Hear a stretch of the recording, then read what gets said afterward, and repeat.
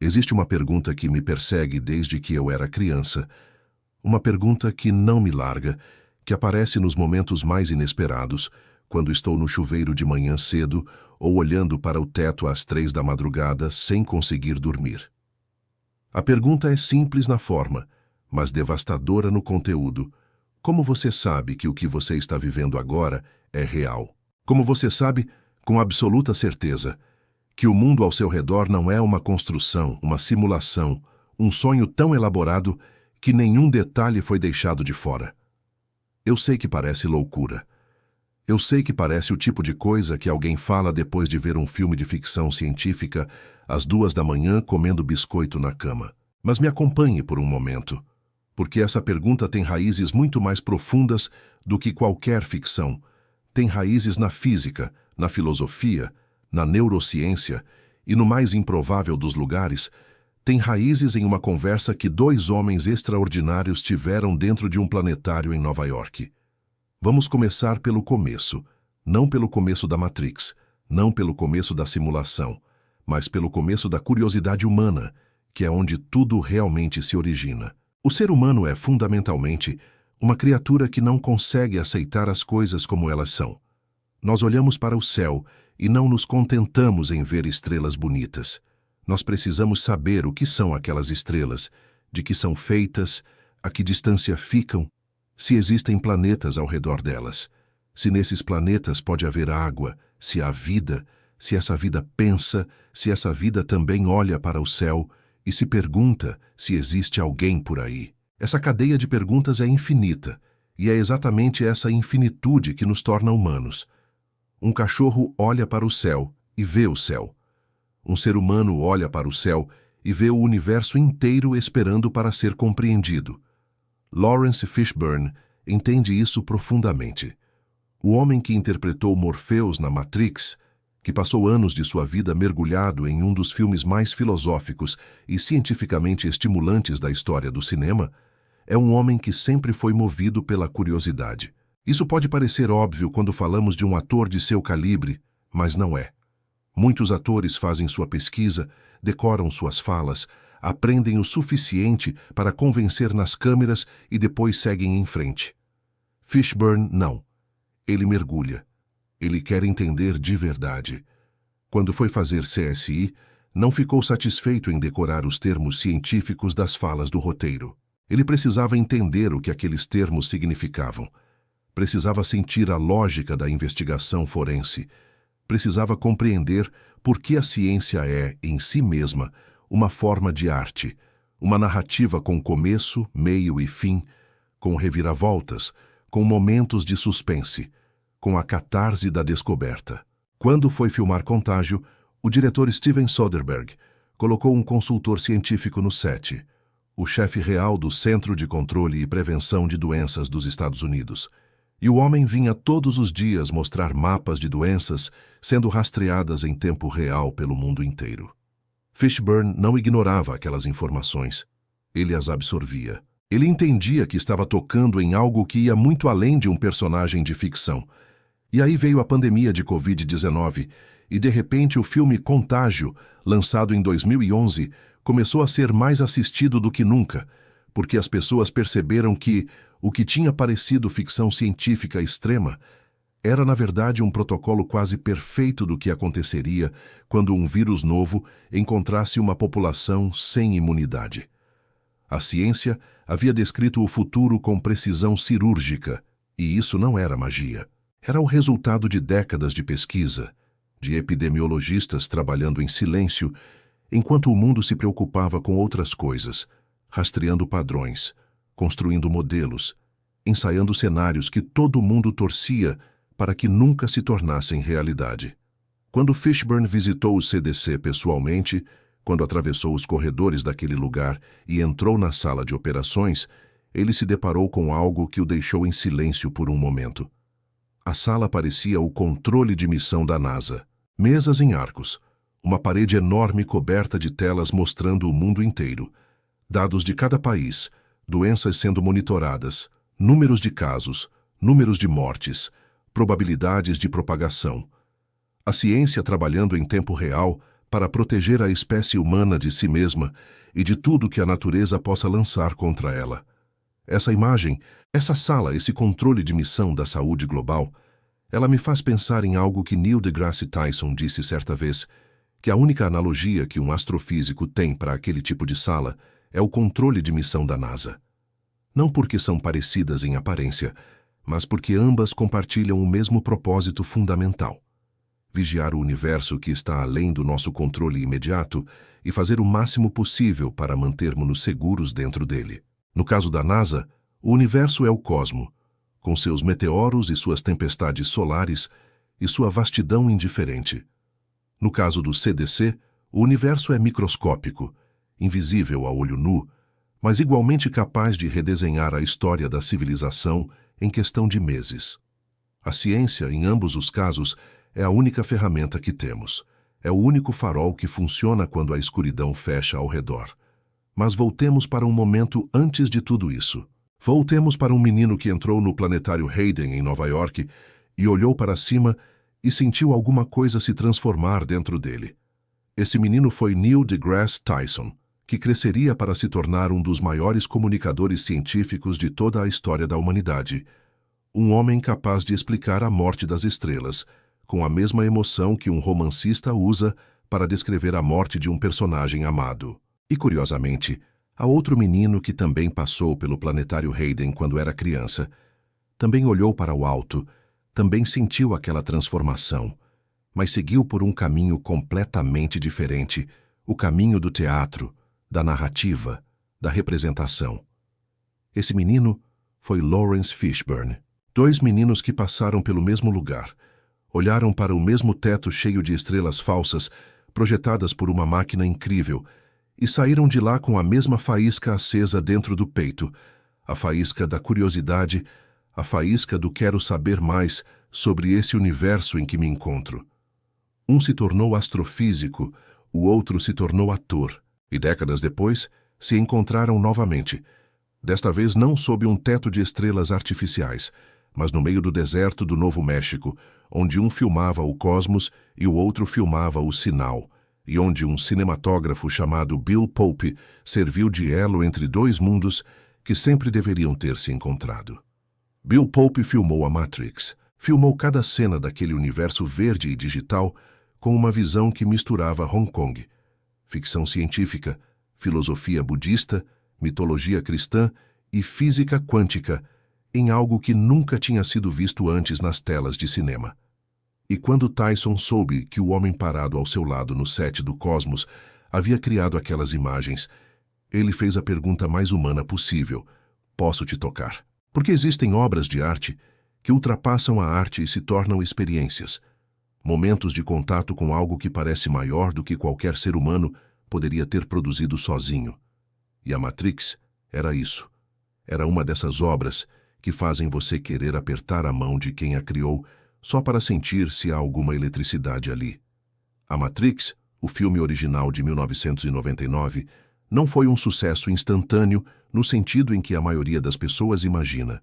Sim, arrecadou centenas de milhões de dólares. Sim, se tornou um fenômeno cultural imediato. Mas a história de como chegou às telas é cheia de hesitações, de portas fechadas, de executivos que leram o roteiro e disseram com toda a honestidade que não entendiam nada. Existe uma lenda, repetida tantas vezes que pode ou não ser verdade, de que Will Smith recusou o papel de Neo porque seu agente não conseguiu compreender a história. E aí está uma das ironias mais deliciosas do cinema moderno. O papel que foi para Keanu Reeves e que se tornou um dos personagens mais icônicos da história do entretenimento quase foi para outro ator, porque alguém, em alguma sala de reunião, olhou para um roteiro revolucionário e disse: não entendo isso.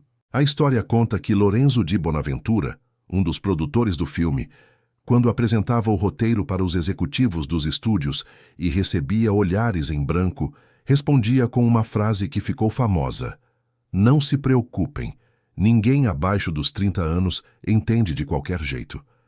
Lawrence Fishburne tinha 34 anos quando leu o roteiro da Matrix e entendeu imediatamente.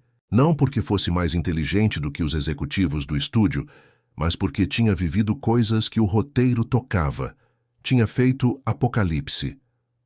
Agora, quando tinha 14 anos, um menino que mentiu sobre sua idade para conseguir o papel, que convenceu os diretores de que tinha 16 quando tinha 14, que foi mandado para as Filipinas filmar uma das produções mais caóticas, mais ambiciosas, mais artisticamente ousadas de toda a história do cinema. Tinha aprendido ali naquelas selvas úmidas e naquele set que estava sempre à beira do colapso, que uma obra pode ser absolutamente genial e ainda assim falhar comercialmente. Apocalipse. Agora foi um fracasso de bilheteria. Críticos amaram. Público ficou confuso. E o jovem Fishburne aprendeu que o gênio e o sucesso são frequentemente dois trens diferentes que só às vezes, raramente, param na mesma estação. Quando leu a Matrix, reconheceu aquele mesmo tipo de ambição, aquele mesmo nível de ousadia que não se preocupa muito se o público vai entender na primeira sessão. E decidiu embarcar. Passou 2 anos, talvez 3, se contarmos as filmagens das sequências dentro daquele universo. Trabalhou seu corpo até um nível que não era natural para um ator de sua geração. Aprendeu estilos de luta que misturavam kung fu, capoeira, jiu-jitsu e algo totalmente inventado pela coreografia do filme. Treinava todos os dias por horas antes de chegar ao set para filmar. E quando chegava ao set, às vezes esquecia completamente toda a filosofia e toda a mitologia que estavam embutidas nas falas que havia decorado, porque a preparação física tinha tomado tanto espaço na mente que o texto virava apenas texto, palavras que precisavam ser ditas na ordem certa, sem a profundidade que tinham no papel. Mas a profundidade estava lá. E quando Fishburne assistiu ao filme pronto pela primeira vez, ouviu suas próprias falas com os ouvidos de espectador e ficou impressionado, porque Morpheus não é apenas um personagem de ação. Morpheus é um profeta. Morpheus é João Batista esperando pelo Messias, sabendo que ele vai chegar antes mesmo de saber quem ele é, reconhecendo-o quando aparece não pelos milagres, mas pela qualidade do olhar, pela forma como o mundo ao redor reage à sua presença. A cena em que Morpheus encontra Neo pela primeira vez e faz aquelas perguntas: "Você sabe por que está aqui? Você sentiu alguma coisa o tempo todo sem conseguir explicar? Você sente quando entra numa igreja, quando ouve uma música, quando olha para uma pessoa que acabou de conhecer e tem a certeza inexplicável de que essa pessoa vai mudar sua vida." Essa cena é filosofia pura, disfarçada de diálogo de filme de ação. E ela funciona porque Fishburne a entregou com a precisão de alguém que passou uma vida inteira pensando sobre as mesmas questões que o roteiro levanta. Neo é o escolhido. Mas o que significa ser o escolhido? A Matrix responde com uma genialidade que poucos filmes atingiram. Significa não ser diferente dos outros por natureza, significa ser diferente pela escolha, pela decisão de não ignorar o que você está sentindo, de não se acomodar com a versão confortável da realidade que o mundo oferece. Todos os personagens dentro da Matrix sentiam que algo estava errado. Morpheus diz isso explicitamente. Todo mundo sente. A diferença é que a maioria das pessoas escolhe não pensar sobre isso. Escolhe o conforto da ignorância, a segurança de um mundo que funciona de acordo com regras conhecidas, mesmo que essas regras sejam uma prisão. Neo não conseguia fazer isso. Neo acordava todo dia com a sensação de que alguma coisa estava profundamente fora do lugar, e essa incapacidade de ignorar, essa compulsão por entender, foi o que o tornou o escolhido. Não um poder mágico, não uma herança divina. A escolha, repetida todos os dias, de não olhar para o outro lado. E aí chegamos à pílula. A cena mais famosa do filme, talvez a mais famosa do cinema dos anos 90, o momento em que Morpheus coloca diante de Neo 2 pílulas, uma vermelha e uma azul, e explica com toda a calma do mundo que uma leva de volta ao sono confortável da ilusão e a outra leva para a verdade, qualquer que seja ela, sem garantias de que será suportável. A pílula azul. Você esquece tudo e acorda na sua cama amanhã de manhã, achando que teve um sonho estranho. A pílula vermelha. Você descobre o que a Matrix é, e esse conhecimento é irreversível. Você não pode desaprender o que vai ver. Você não pode voltar à ilusão depois que os olhos abrirem. Neil deGrasse Tyson, quando fala sobre essa cena, diz que, como cientista, ele tomaria a pílula vermelha sem hesitar, porque a busca pela verdade é constitutiva do que significa ser um cientista. É a razão pela qual alguém escolhe esse caminho, apesar de todo o trabalho duro, todas as hipóteses que não se confirmam, todos os anos de doutorado sobrevivendo com bolsas miseráveis em salas sem janela, fazendo experimentos que não funcionam. Você faz isso porque você precisa saber, porque a alternativa de viver numa versão suavizada e gerenciável da realidade, não é uma alternativa que seu cérebro aceita. O cérebro do cientista é o cérebro de Neo, antes de conhecer Morpheus. Sabe que algo está errado, não consegue identificar o que é, mas não consegue parar de procurar. A questão filosófica que a Matrix coloca, de forma tão elegante que parece casual, mas não é uma questão que os filósofos debatem há séculos com nomes diferentes. Descartes chamava de demônio maligno. E se houvesse uma entidade poderosa, empenhada em nos fazer acreditar que o mundo existe quando na verdade não existe? O que nos garante que nossas percepções correspondem a alguma realidade externa? Nossa visão capta ondas eletromagnéticas numa faixa muito específica e as transforma em imagens. Nosso ouvido capta variações de pressão no ar numa faixa específica de frequência e as transforma em sons. Nosso olfato, nosso tato, nosso paladar, todos os nossos sentidos são tradutores, e toda tradução é também uma interpretação, e toda interpretação abre espaço para o erro. O mundo que você experimenta não é o mundo. É a versão do mundo que seu cérebro construiu a partir de sinais parciais e incompletos. O mundo real, se é que essa expressão significa alguma coisa, está do lado de fora da caverna. Platão já sabia disso. Mais de 2000 anos antes da Matrix, Platão escreveu o mito da caverna, que é quase um roteiro para o filme. Prisioneiros acorrentados desde o nascimento numa caverna, vendo apenas sombras projetadas na parede, incapazes de se virar para olhar para a luz real. As sombras são tão familiares, tão consistentes em seu comportamento, que os prisioneiros as tomam por realidade. Quando alguém consegue se soltar e sair da caverna, quando vê o sol pela primeira vez e entende que as sombras eram apenas isso, sombras, e volta para dentro para contar aos outros, os outros não acreditam, rejeitam, riem, porque a caverna é o que eles conhecem. E o que a gente conhece tem a textura da verdade mesmo quando é mentira. A Matrix é a caverna de Platão com efeitos especiais de 300 milhões de dólares e uma trilha sonora extraordinária. Mas a Matrix não para em Platão e em Descartes. Ela bebe de fontes muito mais diversas, com uma voracidade intelectual que é quase comovente.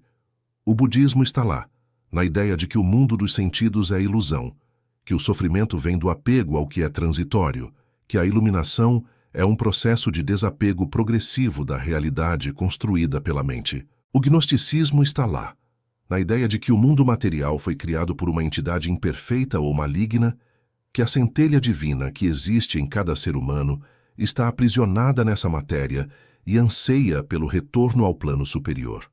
O existencialismo está lá, na liberdade radical de Neo, na responsabilidade aterrorizante de escolher quem ser num mundo sem garantias. E claro, o catolicismo está lá de forma tão explícita que é impossível ignorar. Tyson, que foi criado no catolicismo antes de se tornar um cientista cético, percebeu as camadas religiosas do filme com a acuidade de alguém que conhece o material original. Neo é um anagrama de One, o eleito, o Messias, não é acidental. Os irmãos Wachowski, que dirigiram o filme, estavam construindo uma metáfora deliberada e meticulosa. Trinity é Maria Madalena, a discípula mais próxima, aquela que ama o Messias antes que ele próprio se reconheça como tal. Morpheus é João Batista, o profeta que vem antes, que prepara o caminho, que reconhece o escolhido e diz: eu devo ser batizado por você, e não você por mim. O navio se chama Nabucodonosor, que é o nome de um rei babilônico do Antigo Testamento. O personagem de Joe Pantoliano se chama Cypher, e Cypher é Judas, o traidor que negocia com os algozes, que troca a redenção pela confortável ilusão de uma vida sem peso moral. E então tem os 14 tiros. Esse é o detalhe que Tyson menciona com aquele brilho no olho de quem acabou de resolver um enigma. Quando o agente Smith atira em Neil no corredor e Neil cai, se você contar os tiros, se você rastrear a taxa de disparo das cenas dentro da câmera e das cenas fora dela, chega a 14. 14 tiros. E existem 14 estações da cruz no catolicismo, 14 momentos na caminhada de Jesus em direção à crucificação, desde a condenação por Pôncio Pilatos até o enterro no sepulcro. Neo recebe 14 tiros e morre. E então ressuscita. Ressuscita mais poderoso do que era antes. Ressuscita capaz de ver dentro do código da Matrix, capaz de dobrar as regras do mundo porque entendeu que as regras são construções, não leis absolutas. É a ressurreição. É o terceiro dia. É o milagre que transforma um homem em símbolo e um símbolo em salvação. Mas a Matrix não é apenas religião. É também mitologia grega. Morfeus, o nome em si, é o deus grego dos sonhos, o senhor do mundo onírico, onde as formas se transformam e as fronteiras entre real e irreal se dissolvem. A oráculo é, literalmente, um oráculo grego, a mulher que conhece o futuro, mas só pode revelá-lo de forma oblíqua, em metáforas, em perguntas que parecem simples, mas carregam o peso de profecias. A personagem Niobe, que aparece nas sequências, tem seu nome tirado da mitologia grega, a filha de Tântalo, que chorou tanto pelos filhos mortos, que se transformou em pedra. E há, no elemento periódico nióbio, uma referência a essa mesma história, ao brilho iridescente que a lenda atribui à pedra em que ela se transformou. A Matrix é uma colagem, mas uma colagem feita com a precisão de um relojoeiro, onde cada peça sabe exatamente por que está ali. Existe um momento específico no filme que Tyson ama com a paixão de um acadêmico que finalmente encontrou um filme hollywoodiano que acertou a física. A cena da colher. O menino na espera da oráculo está sentado segurando uma colher e dobrando-a com a mente. Neo se aproxima fascinado e o menino oferece a chave. Não tente dobrar a colher. Isso é impossível. Em vez disso, tente compreender a verdade. Não existe colher. E se não existe colher, então o que se dobra não é a colher. É você mesmo.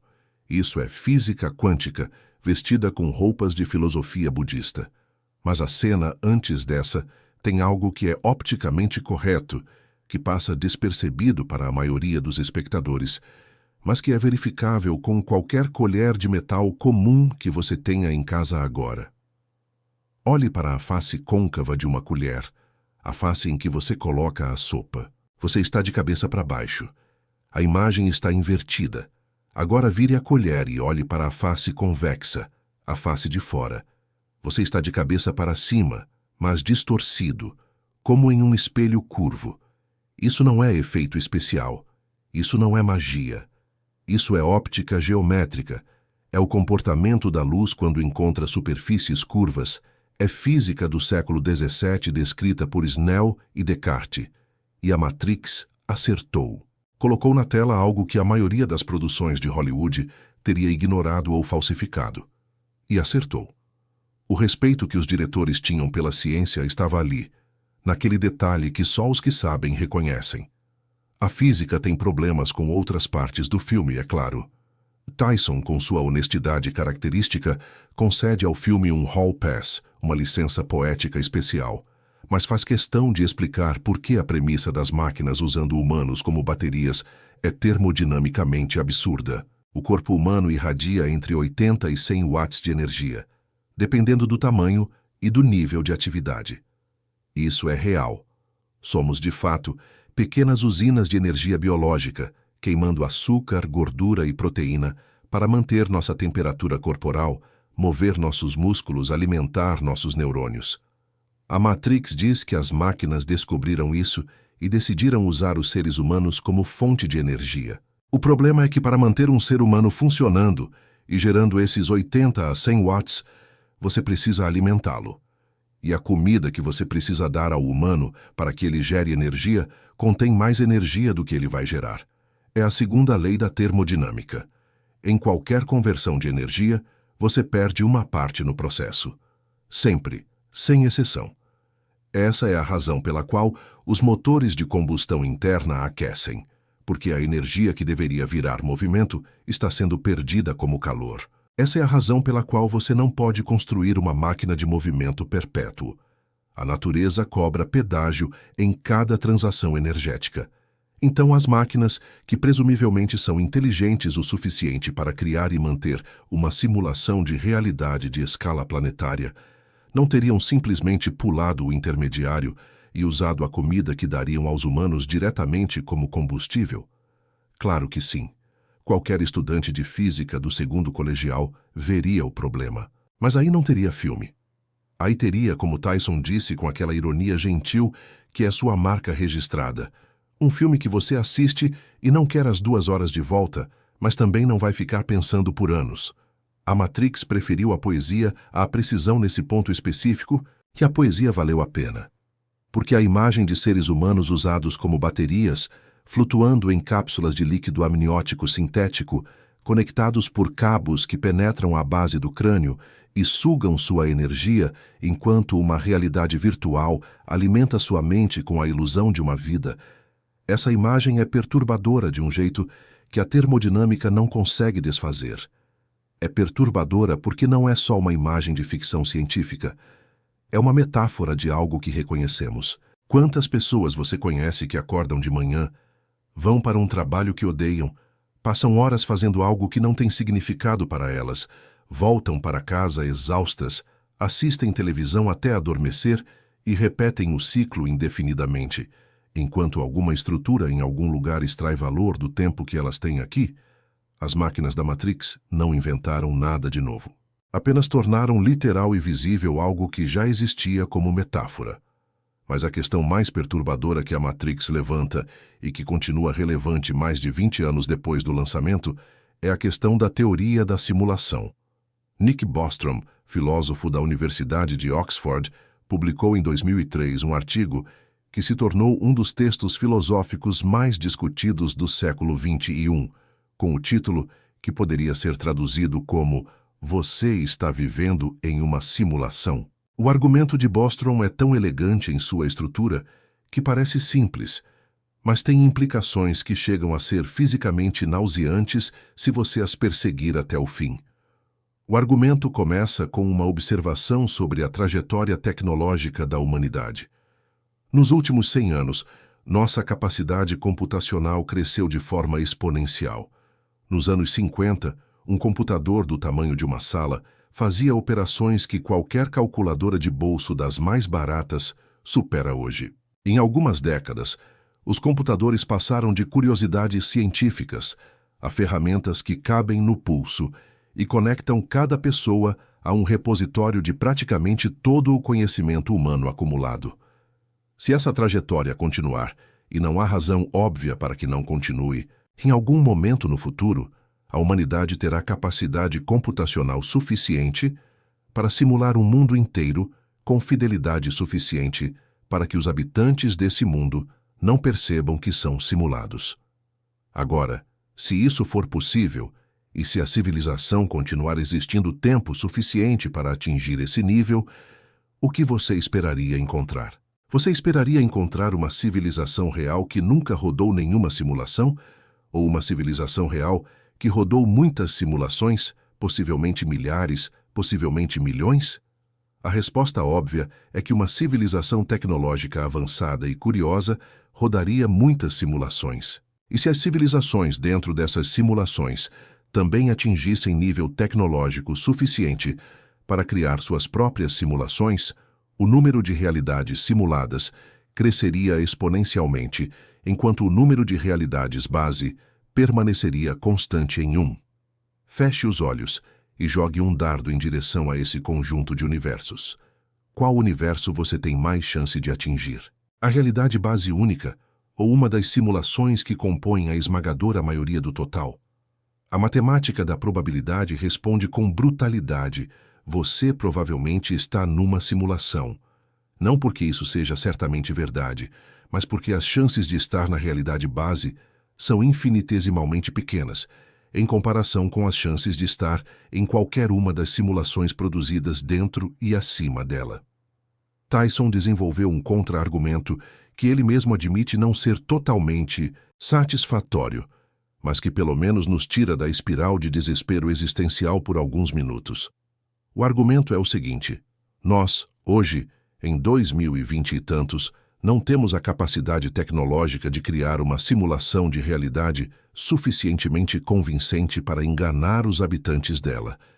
Nossos melhores videogames, nossos melhores ambientes de realidade virtual, ainda são imediatamente reconhecíveis como artificiais por qualquer humano que os experimente. Portanto, se não temos essa capacidade, nós não somos uma das realidades simuladas do meio da cadeia, as que já desenvolveram simulações, mas ainda estão dentro de simulações mais velhas.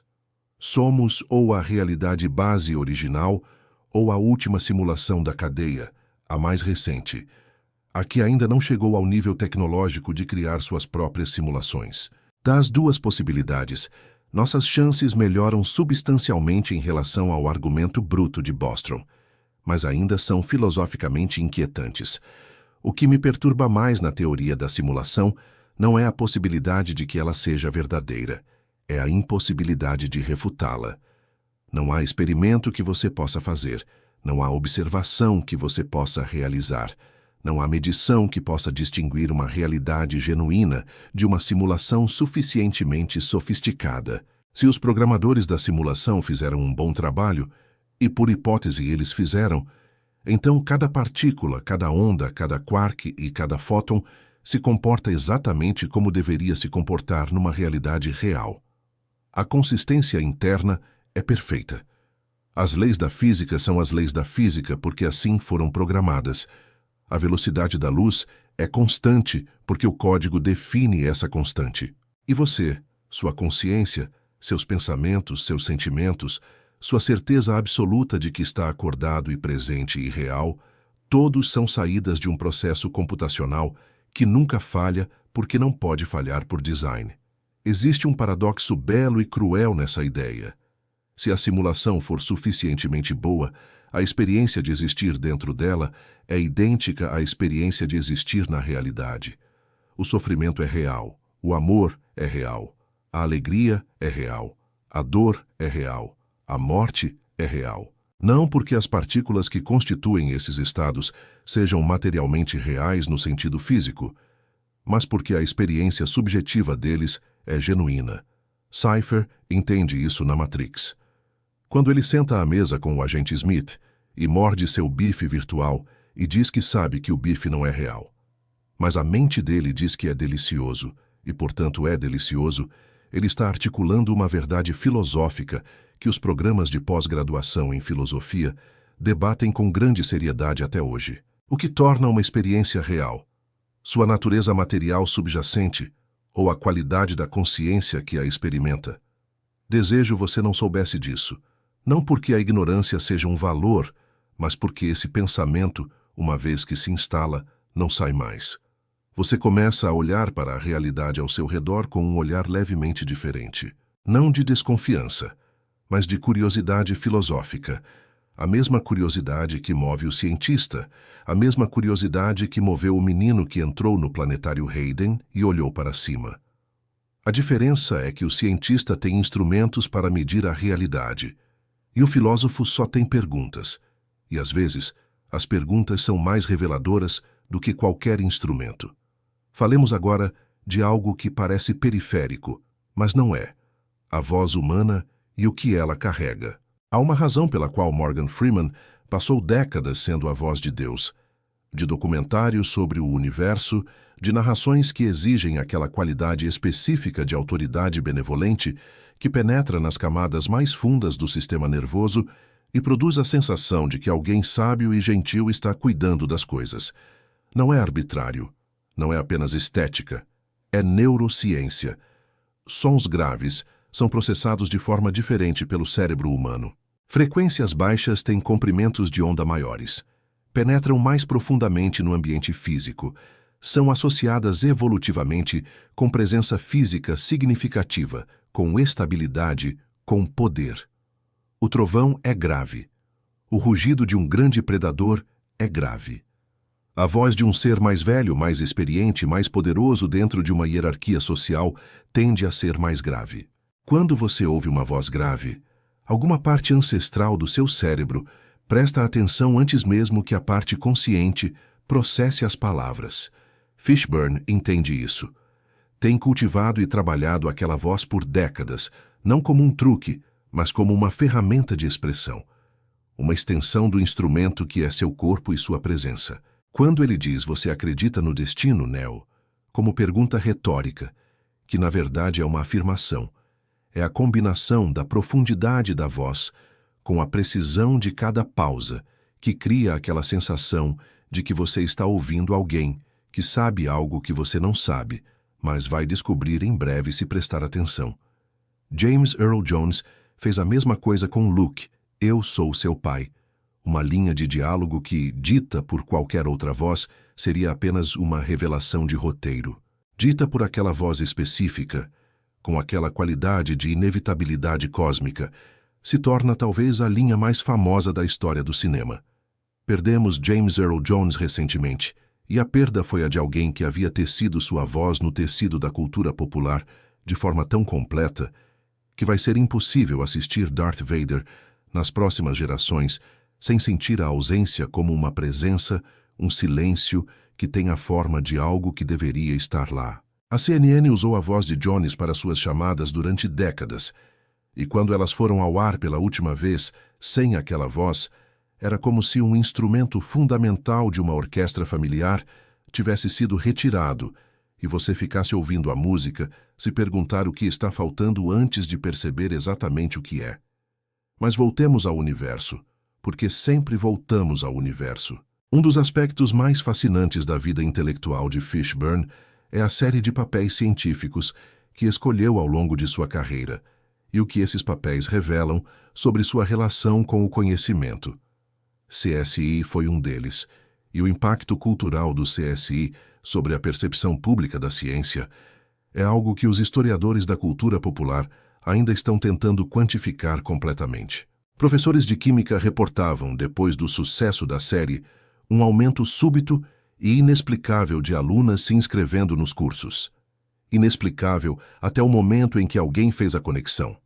CSI mostrava cientistas, e particularmente mulheres cientistas, como pessoas completas, com vidas emocionais complexas, com problemas pessoais, com humor, com vulnerabilidades e, ao mesmo tempo, com competência e seriedade profissional. Mostrava a ciência não como uma atividade de nerds solitários em salas fechadas, mas como uma narrativa, uma investigação, uma história com personagens e tensão e reviravoltas. A série girou em torno de uma ideia que soa simples, mas é profunda. O crime que está sendo investigado é o personagem principal da história, não os investigadores. Os investigadores são o instrumento pelo qual o crime conta sua própria história, pelo qual o passado se revela no presente através da evidência material. A ciência forense é a arqueologia do imediato, escavação do que aconteceu ontem em vez do que aconteceu 1000 anos atrás, mas com a mesma lógica dedutiva, a mesma reverência pelos fatos, a mesma disposição de deixar os dados falarem antes de teorizar. E o resultado foi um programa de televisão que, durante anos, foi o mais assistido do mundo e que criou quase acidentalmente uma geração de jovens que via a ciência como algo excitante, relevante e talvez até como uma possível escolha de carreira. Fishburne, que entrou na série depois de William Peterson e ficou por 3 temporadas, via seu personagem Ray Langston não apenas como um cientista, mas como um homem que chegou à ciência forense por um caminho incomum, carregando a bagagem de experiências que a maioria dos criminologistas não tem. Esse aspecto biográfico do personagem lhe permitia uma certa textura emocional que personagens mais convencionalmente competentes às vezes não têm. Langston não era apenas bom no que fazia. Ele entendia o lado humano do crime de uma forma que vinha de ter vivido, de ter amado, de ter perdido, de ter carregado coisas que não tinham solução técnica. A ciência era seu instrumento, mas a humanidade era sua bússola. E então tem a Shakespeare, porque Fishburne também é Shakespeare. Uma parte de sua formação que frequentemente surpreende quem o vê principalmente através do prisma de seus filmes de ação e ficção científica. Ele fez Otelo com Kenneth Branagh, em 1995, assumindo um dos papéis mais psicologicamente complexos do cânone shakespeariano, um homem de extraordinária nobreza e capacidade sendo destruído metodicamente por uma mentira cuidadosamente cultivada. Um homem que ama com tamanha intensidade que não consegue suportar a possibilidade de que o amor não seja correspondido da forma que imagina. Branagh, um dos grandes intérpretes shakespearianos de sua geração, um homem que passou a vida inteira afirmando que Shakespeare não é de nenhuma época específica, que fala de emoções e conflitos que são permanentemente humanos e, portanto, permanentemente contemporâneos, disse a Fishburne algo durante as filmagens que ficou com ele para sempre. Shakespeare é um poeta melhor do que qualquer ator jamais será. E, portanto, a tarefa do ator não é tentar ser maior do que o texto, é se render a ele. Reabitá-lo com toda a honestidade e precisão disponíveis e deixar a linguagem fazer seu trabalho. Surrender to the language, render-se à linguagem. Essa ideia ressoa muito além do Shakespeare. É uma postura, uma filosofia de interpretação que diz que o ego do ator não é o elemento mais importante numa performance. O que o texto quer dizer é mais importante do que o que você quer demonstrar. E essa humildade, paradoxalmente, produz performances maiores do que qualquer tentativa de dominar o material poderia produzir. É o mesmo princípio que os melhores músicos descrevem quando falam de sua relação com a partitura. Em algum ponto do processo, você precisa parar de tocar a música e deixar a música se tocar através de você. O King Lear, que Fishburne está preparando para interpretar em teatro, é um desafio de outra magnitude. Lear é considerado por muitos críticos e estudiosos o mais complexo de todos os personagens shakespearianos. Um homem que começa como rei absoluto e termina como mendigo louco no meio de uma tempestade, que perde o reino, a família, a razão e, finalmente, a vida através de um processo de autodestruição que é ao mesmo tempo trágico e completamente compreensível, porque vem de algo fundamentalmente humano. O desejo de ser amado sem condições, sem que o amor precise ser merecido ou ganho, o desejo de que os filhos o amem simplesmente porque ele é pai, sem que isso precise ser provado ou demonstrado. É um desejo que todos reconhecemos em algum grau, e é um desejo cuja frustração destrói o rei porque ele nunca aprendeu que o amor não funciona assim. Você não pode declarar amor. Você só pode criá-lo ou perdê-lo através da forma como age ao longo do tempo. A ciência e o teatro têm mais em comum do que a maioria das pessoas imagina. Ambos são processos de investigação que buscam verdade através da observação e do experimento. O cientista observa o mundo natural e propõe hipóteses que serão testadas. O ator observa o mundo humano e propõe interpretações que serão julgadas pela ressonância que produzem na audiência. Em ambos os casos, o objetivo é iluminar algo que estava oculto, revelar uma estrutura que estava lá o tempo todo, mas que só se torna visível através do trabalho, da atenção, da disposição de não desistir quando a primeira hipótese falha. Einstein reformulou a física clássica porque as equações de Maxwell previam comportamentos que não se encaixavam na visão newtoniana do universo. Esses incômodos, essas anomalias, esses pontos de atrito entre o que a teoria diz e o que a observação mostra, são onde a ciência avança. E o ator que consegue encontrar os pontos de atrito num personagem, os lugares onde a motivação não é óbvia, onde o comportamento contradiz a expectativa, é o ator que produz algo que vai além da representação e se torna descoberta. Voltemos ao cosmo, porque o cosmo não nos deixa partir facilmente. O universo tem 13,8 bilhões de anos. A Terra tem cerca de 4,5 bilhões de anos. A vida complexa multicelular existe há pouco mais de 600 milhões de anos. O Homo sapiens existe há 280 a 300 mil anos. A civilização agrícola, onde tudo o que chamamos de história realmente começa, existe há no máximo 12 mil anos. A ciência moderna, com seu método rigoroso de hipótese, experimento e verificação, existe há no máximo 500 anos. O computador eletrônico existe há menos de 100 anos. A internet pública existe há menos de 40 anos. Cada vez que você passa o polegar pelo feed do celular, você está usando tecnologia que é cosmicamente neonatal, que tem a idade de um bebê em comparação com a história do universo.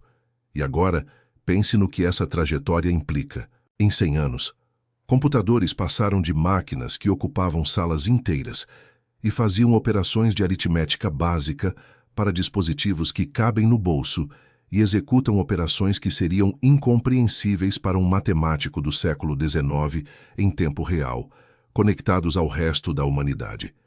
Em 100 anos. No tempo cósmico, 100 anos é menos que um piscar de olhos. É menos que o tempo que um fóton de luz leva para atravessar um pátio de uma casa. Onde estaremos em 1000 anos? Em 10.000? Existe alguma razão fundamental pela qual a tecnologia vai parar de evoluir? Existe algum limite teórico para o que computadores podem fazer?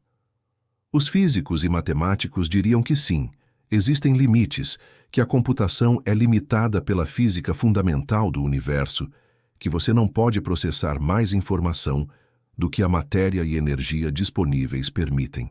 Mas dentro desses limites, o espaço de possibilidade é tão vasto que é praticamente indistinguível do ilimitado para fins práticos.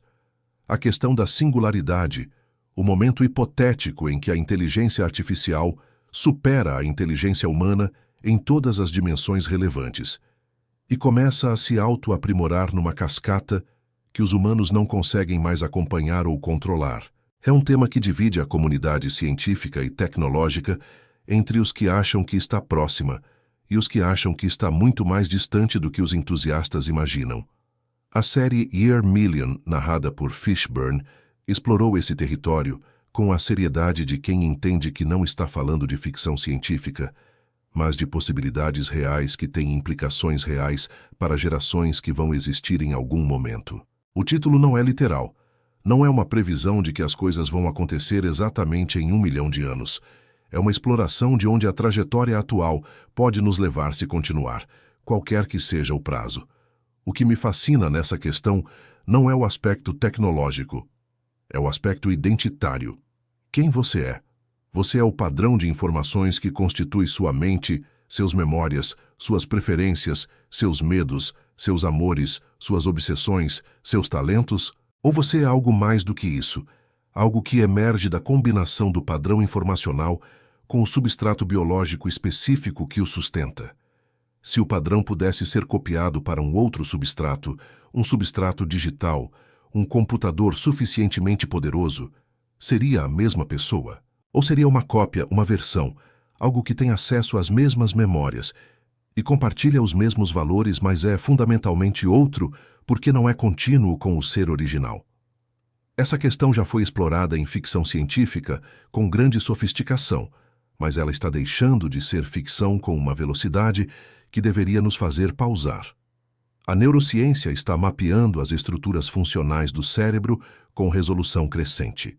A computação está atingindo capacidades que há décadas seriam consideradas impossíveis. A convergência dessas duas trajetórias, a compreensão crescente do que o cérebro faz e a capacidade crescente de simular processos complexos, aponta para um futuro que nenhuma geração anterior precisou contemplar seriamente como possibilidade prática: a imortalidade digital. O upload de consciência. A existência dentro de mundos virtuais como forma não de escapismo, mas de continuidade. Você morre biologicamente, mas o padrão que é você continua, navega, experimenta, talvez até envelhece de forma diferente, porque o substrato digital não degenera da mesma forma que os neurônios envelhecem e se perdem. Você escolheria isso? É a pílula vermelha de outra forma. Você quer saber a verdade, mesmo que a verdade seja que o que você considera você mesmo pode continuar existindo depois que o corpo para. Ou prefere a pílula azul, a convicção confortável de que somos nossos corpos, que quando o corpo termina, a pessoa termina, que o que tem aqui tem seu prazo, e o prazo faz parte do valor? A religião oferece sua própria versão dessas respostas, é claro.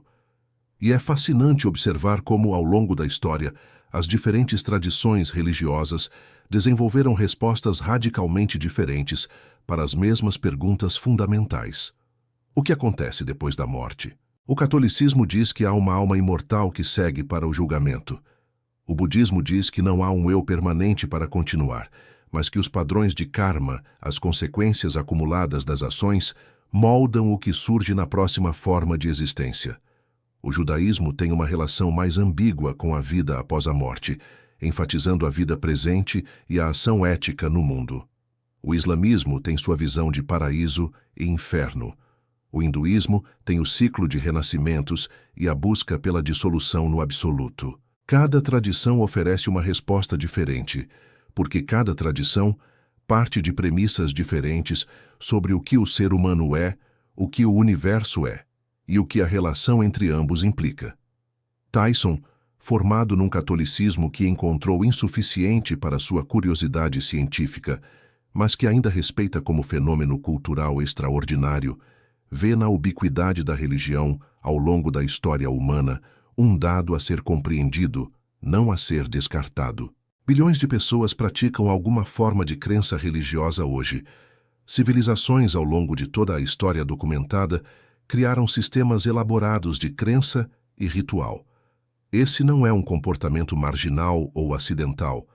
Isso é algo que o cérebro humano faz com a mesma consistência com que respira. Por quê? Quais necessidades essa tendência satisfaz? O que ela revela sobre a arquitetura da mente humana, sobre as perguntas que o cérebro gera inevitavelmente e que a ciência ainda não pode responder com a mesma satisfação emocional que a religião oferece? A ciência é excelente em dizer como o universo funciona. A religião, em suas melhores versões, tenta responder por que o universo existe, por que somos conscientes dele, por que isso importa, o que devemos fazer com o fato de estar aqui. Essas são perguntas diferentes das perguntas científicas, mas não são perguntas menos importantes. Você pode saber a composição química do cérebro apaixonado, pode mapear quais regiões neurais se ativam durante a experiência do amor romântico, pode descrever toda a cascata hormonal que acompanha a atração e o vínculo. E ainda assim, a experiência do amor não é reduzida por esse conhecimento. Ela permanece o que é. E a pergunta por que isso existe? Por que somos criaturas capazes de amar dessa forma específica? Por que esse estado tem a qualidade que tem? Por que importa? Continua aberta de uma forma que a neurociência ainda não fechou e talvez não feche jamais. O cosmos que Tyson dedicou sua vida a comunicar ao maior número possível de pessoas não é apenas o nome do espaço lá fora. É tudo o que existe, tudo o que existiu, tudo o que vai existir. Carl Sagan, que foi o mentor intelectual de Tyson, da mesma forma que Coppola foi o mentor artístico de Fishburne, dizia que somos poeira de estrelas, que os átomos que constituem nossos corpos foram forjados dentro de estrelas muito mais antigas que nosso Sol, que explodiram e dispersaram esse material pelo espaço, que ao longo de bilhões de anos, esse material se aglomerou em nuvens que colapsaram em novos sistemas solares, e numa versão desse processo surgiu um planeta com condições específicas de temperatura e química que permitiram o surgimento da vida. Somos a forma que o universo encontrou para se olhar no espelho e se perguntar o que é. A consciência, a capacidade de observar e compreender, não é externa ao universo.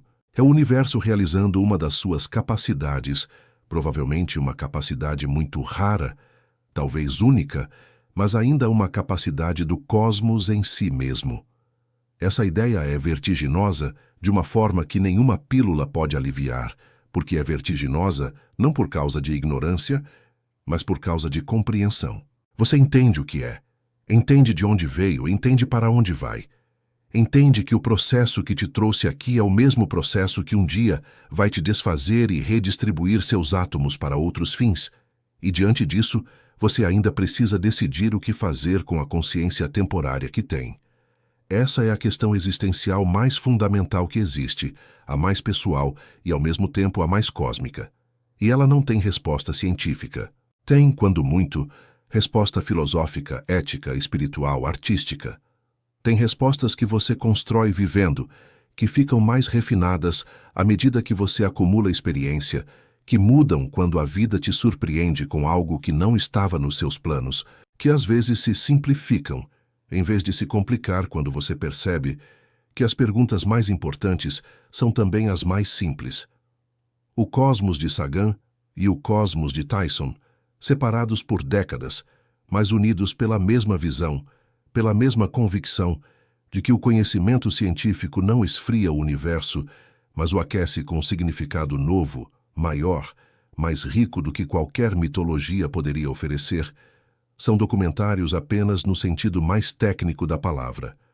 Na prática, são convites. São convites para entrar num relacionamento diferente com a realidade, para olhar para cima e, em vez de ver pontos de luz, ver histórias de fusão nuclear e de colapso gravitacional e de expansão e resfriamento e complexidade crescente que eventualmente produziu você aqui agora olhando de volta. É um convite que pouquíssimas produções audiovisuais conseguiram estender com a mesma generosidade e a mesma beleza. E quando um menino que eventualmente se tornou ator e um menino que eventualmente se tornou astrofísico se sentam juntos e conversam sobre Matrix, e sobre física, e sobre religião, e sobre voz, e sobre arte, o que emerge é exatamente esse tipo de convite, a mensagem de que as fronteiras que criamos entre os campos do conhecimento humano são convenções administrativas, não barreiras naturais, que um ator pode entender física e um astrofísico pode entender mito, que a curiosidade não respeita disciplinas. E é exatamente isso, a curiosidade que não respeita fronteiras, que Morpheus representa no fundo de tudo. Não é o homem negro de óculos escuros e casaco de couro. Não é o guerreiro que treina seus recrutas até o limite. É a ideia de que existe um nível de realidade além do que nos foi ensinado a aceitar. E que a disposição de investigar esse nível, de perguntar se a colher realmente existe, de tomar a pílula vermelha sabendo que não tem volta, é o ato mais corajoso e mais humano que um ser consciente pode realizar. Não porque a verdade seja garantida de ser confortável, mas porque a alternativa, a acomodação consciente com a ilusão confortável, é uma traição do que somos no mais fundamental de nossos níveis. Nós somos criaturas que perguntam. Perguntamos desde que éramos crianças, com uma persistência que embaraça os adultos ao nosso redor. Perguntamos por quê, até que alguém nos explica ou até que alguém nos pede para parar. Os que não pararam de perguntar são os que mudaram o mundo. Os que pararam criaram o mundo, que os que não pararam depois mudaram. Tyson não parou. Fishburne não parou. E o mais belo, o mais consolador dessa longa conversa entre eles, desta conversa que atravessa o cosmo e a Matrix, e a física e o teatro, e a religião, e a simulação e a voz e o tempo, é que você percebe que eles nunca estão realmente falando sobre coisas diferentes. Estão sempre falando sobre a mesma coisa. A experiência de ser humano num universo que não nos deve nada, mas que por alguma razão que ainda estamos descobrindo, nos deu tudo o que precisamos para tentar compreendê-lo. Mantenha a curiosidade. Continue perguntando. Não aceite a primeira resposta quando uma segunda pode ser mais verdadeira. E quando alguém colocar diante de você uma pílula vermelha e uma pílula azul, você já sabe o que fazer. Você sempre soube. A única dúvida era se você tinha coragem para admitir que sabia. Esse universo está cheio de respostas, esperando por perguntas suficientemente boas. E você, consciência temporária feita de poeira de estrelas, está aqui exatamente para fazê-las. Quero falar sobre algo que raramente aparece nas discussões sobre a Matrix e sobre ficção científica filosófica em geral, mas que me parece cada vez mais central. A relação entre o que sabemos e o que conseguimos suportar saber. Existe uma diferença enorme entre o conhecimento intelectual de uma verdade e a experiência visceral dessa mesma verdade. Você pode saber intelectualmente que vai morrer algum dia. Você pode conhecer as estatísticas, pode entender a biologia do envelhecimento celular, pode ter lido Epicuro e Heidegger, e todos os filósofos que tentaram racionalizar a mortalidade ao longo dos séculos. E ainda assim, em algum momento da vida, geralmente tarde da noite, quando o silêncio é pesado, você vai sentir a realidade dessa verdade de uma forma que nenhuma leitura preparou você para sentir. E é diferente. Completamente diferente. O saber intelectual e o saber visceral não habitam o mesmo endereço dentro de você. A Matrix explora essa divisão de forma magistral através do personagem de Cypher. Cypher sabe que está dentro de uma simulação. Foi ele próprio quem escolheu a pílula vermelha. Tinha todas as informações, compreendia a situação com lucidez completa, e mesmo assim, depois de anos vivendo com o peso desse conhecimento, depois de anos comendo mingau amorfo que a máquina produz como substituto de comida real, depois de anos acordando para uma realidade sombria e hostil, em vez de um apartamento confortável e uma xícara de café fresco, chegou à conclusão de que o conhecimento não vale o sofrimento que carrega, que preferia voltar, que preferia a ilusão com sabor de bife real à verdade com sabor de cereal sem sal. E aqui está o ponto incômodo que ninguém quer tocar. Cypher não está completamente errado. Não está certo, no sentido de que a traição que comete é moralmente indefensável.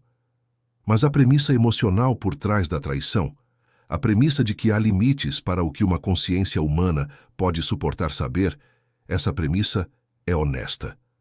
A psicologia tem um nome para isso: mecanismos de defesa. O ser humano não processa toda a realidade que percebe com a mesma intensidade consciente. Filtra, seleciona, prioriza o que é imediatamente útil e armazena em segundo plano o que é avassalador demais para ser integrado no fluxo normal do pensamento. Se você processasse a cada momento toda a vastidão do universo, todo o peso de sua própria mortalidade, toda a fragilidade das pessoas que ama, toda a improbabilidade estatística do fato de estar vivo, seria impossível funcionar. Seria impossível fazer café da manhã, ou pagar conta ou dar risada de piada idiota com um amigo. A capacidade de compartimentalizar, de não pensar em tudo ao mesmo tempo, não é uma fraqueza. É o que torna a vida vivível. Mas existe uma linha, existe uma diferença entre compartimentalizar para funcionar e compartimentalizar para não ter que confrontar verdades que mudariam a forma como você vive. A primeira é sabedoria prática. A segunda é covardia disfarçada de equilíbrio. E a Matrix faz a pergunta: onde está essa linha? Como você sabe quando está fazendo a escolha corajosa de viver com olhos abertos e quando está simplesmente usando palavras sofisticadas para justificar a fuga? Não tenho uma resposta limpa para isso. Duvido que alguém tenha. Mas tenho a sensação de que a diferença está na direção do movimento. A pessoa que compartimentaliza para funcionar ainda está avançando. Ainda está fazendo coisas, construindo coisas, conectando-se com outras pessoas, contribuindo com algo que vai além de si mesma. A pessoa que compartimentaliza para fugir está parada, ou pior, está recuando, está escolhendo progressivamente um universo menor porque o universo real é grande demais para ser confortável. E o universo, como Tyson gosta de lembrar, não se importa com o seu conforto. O universo não foi projetado para que você se sinta bem dentro dele. Que você se sinta bem dentro dele às vezes é um bônus extraordinário, um produto colateral de processos que não tinham você em mente de forma alguma. Pense na escala, não na escala abstrata de números astronômicos que você lê e esquece porque não cabem em nenhum contexto sensível. Pense na escala de forma experiencial. A estrela mais próxima do sistema solar, além do Sol, próxima a Centauri, está a 4,2 anos-luz de distância. Um ano-luz é a distância que a luz percorre em um ano viajando a 300 mil quilômetros por segundo. Em um segundo, a luz percorre a circunferência da Terra mais de 7 vezes. Em 8 minutos, ela vai do Sol até a Terra. Em 4,2 anos, vai do Sol até próxima Centauri. A missão Voyager 1, lançada em 1977 e atualmente o objeto de fabricação humana mais distante já enviado ao espaço, viajando a velocidades que nenhum ser humano jamais atingiu dentro de uma nave tripulada, precisaria de mais de 70.000 anos para chegar à estrela mais próxima se estivesse apontada nessa direção, o que não está. E Próxima Centauri é a vizinha. A galáxia tem 200 bilhões de estrelas. O universo observável tem mais de 200 bilhões de galáxias. Agora coloque você nesse contexto, com suas preocupações cotidianas, suas ambições, seus medos, suas alegrias, seu amor por certas pessoas e sua indiferença por outras, sua coleção de memórias e preferências e habilidades e trauma e humor, toda essa riqueza interior que constitui o que você chama de você mesmo. É tudo que você tem, e é mais do que qualquer partícula de rocha ou gás no universo. Porque as rochas e os gases não sabem que existem. Você sabe. Essa consciência, esse saber é cosmicamente raro, talvez único. Provavelmente não único se a vida emergiu em outros lugares, como a biologia sugere que provavelmente emergiu, mas ainda extraordinariamente incomum, numa imensidão onde a regra é o vácuo e o frio e o silêncio. Isso deveria produzir humildade e maravilha ao mesmo tempo, e em geral produz um dos dois, mas raramente ambos, na mesma proporção. A pessoa que só vê a vastidão e perde de vista sua própria riqueza interior, cai num niilismo esvaziante, a sensação de que nada importa, porque somos pontos minúsculos num universo indiferente. A pessoa que só vê sua própria riqueza interior e perde de vista a vastidão cai num narcisismo que também distorce a realidade, a convicção de que o universo gira ao seu redor de alguma forma significativa. O equilíbrio, a posição onde você segura as duas perspectivas ao mesmo tempo, sem deixar que uma destrua a outra, é o lugar de onde a ciência e a arte e a filosofia e a espiritualidade falam quando estão no melhor de si mesmas. É o lugar de onde falam Tyson e Fishburne quando conversam. Falemos de um tema que ficou nas margens da conversa original, mas que merece ser aprofundado: a relação entre a arte e a ciência como formas de narrar o real. Existe uma percepção popular de que ciência e arte são atividades opostas, uma lidando com fatos e outra com sentimentos, uma avançando por lógica e outra por intuição, uma objetiva e outra subjetiva. Essa percepção é imprecisa a ponto de ser prejudicial. Os maiores cientistas da história falavam de intuição com a mesma frequência com que falavam de cálculo. Einstein desenvolveu grande parte de sua física através de experimentos mentais, cenários imaginados com tal vivacidade que revelavam estruturas que as equações depois confirmavam. Ele pensava em imagens antes de pensar em números. O próprio processo de formular uma hipótese científica, de olhar para um conjunto de dados caóticos e propor que há um padrão ali, é um ato criativo, que não é fundamentalmente diferente do que um romancista faz quando toma um conjunto de experiências humanas e propõe que há uma história ali. E os maiores artistas falavam de rigor com a mesma frequência com que falavam de emoção.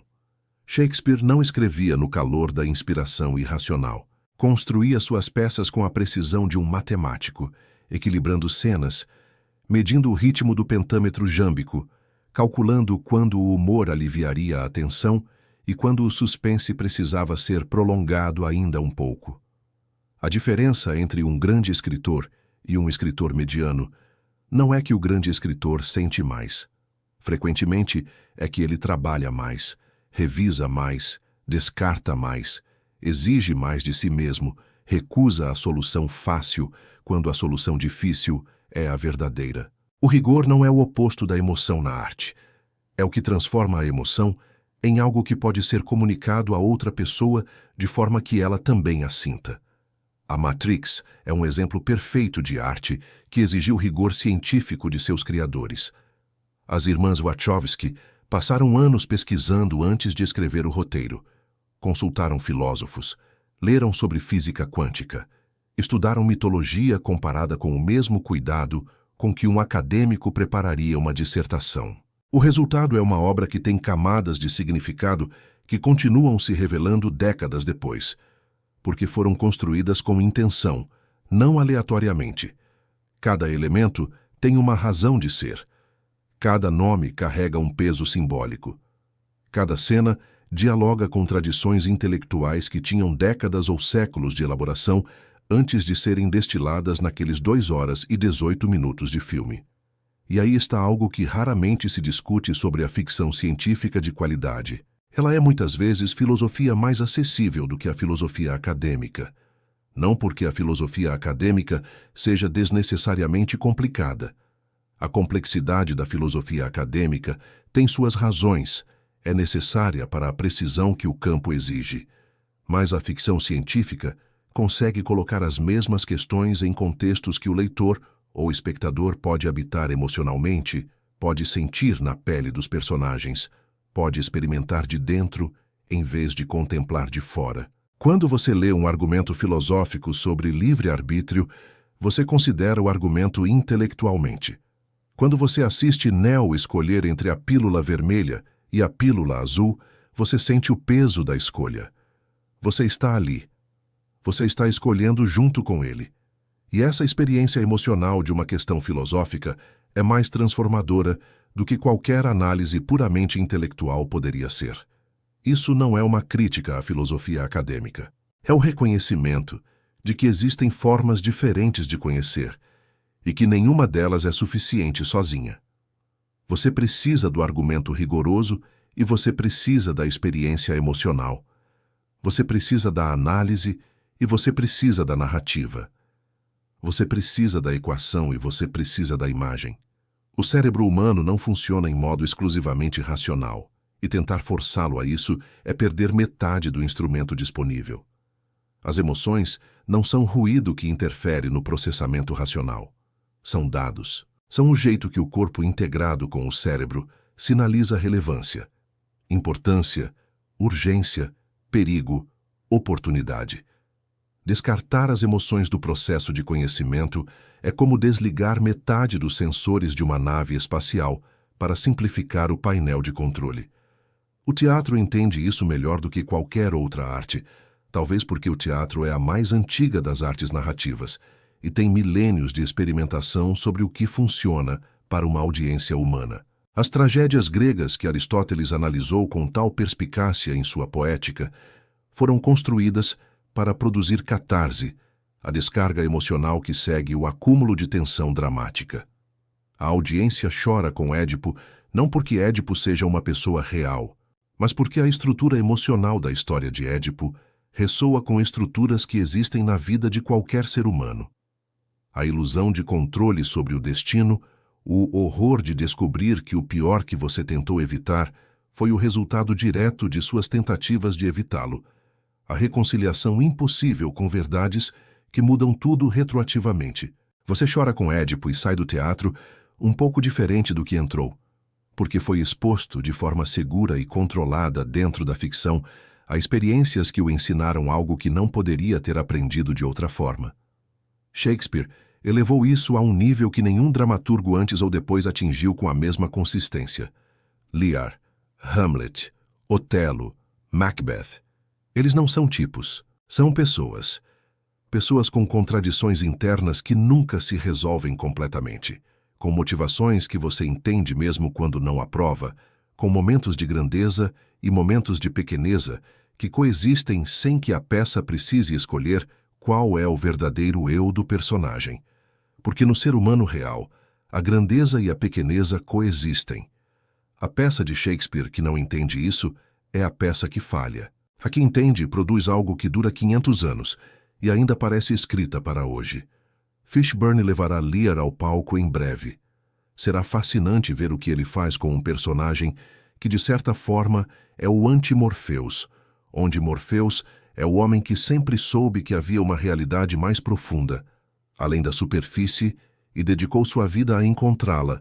Lear é o homem que acreditou na realidade superficial do poder e do amor incondicional, com tanta intensidade que nunca questionou seus fundamentos, e quando esses fundamentos desmoronaram, não tinha nenhuma estrutura mais profunda onde se apoiar.